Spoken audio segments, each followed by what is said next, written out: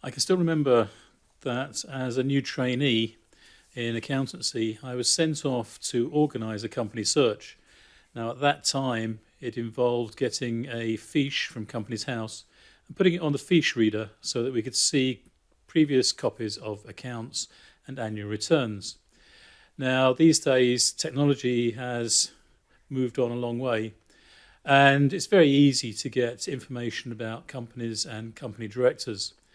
And I've sat on many occasions with clients and they've thrown company names at me, and we've gone on to Companies House and pulled off the accounts and had a bit of a nose around.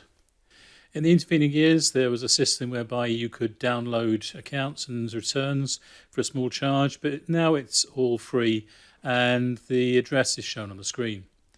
Now, when you come to do a search, it's very straightforward. And when you go to the Companies House website, this is the screen that you will see.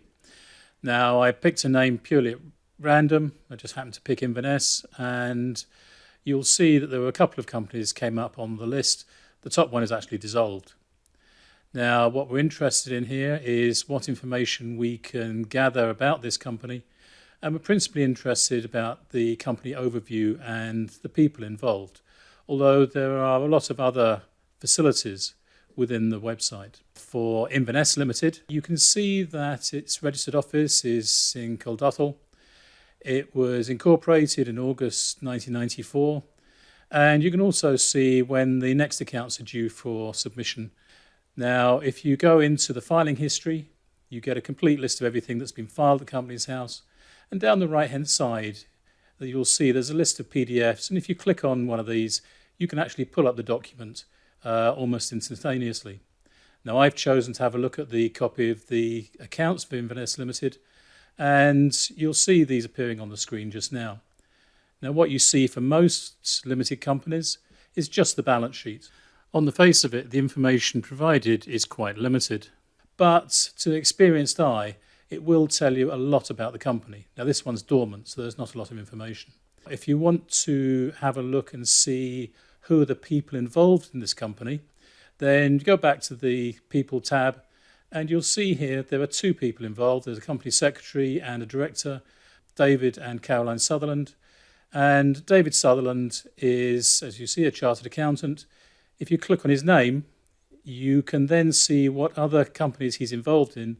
And in this case, he's actually got over 200 current and former appointments. A very interesting feature and a new feature is that you can check out a proposed name just to see whether it fits. So you just put in the name that you're thinking of using, and what will happen then is the Companies House will check this against the register and various criteria. Now, I've picked a name which I know a company exists, which is Orkney Cheese, and you'll see on the screen the detail that's come up, which basically is Companies House saying, no, this name is too close to one that's already on the register, therefore you've got to go away and think again. So here's the address you need to take a note of. We'll put it in the accompanying email just so you've got that as well. The facilities at Companies House are very good. They are improving. And so you can go in and find the accounts for most limited companies.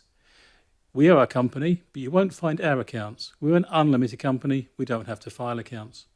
So if you want to keep a little bit of privacy, that's the way to do it.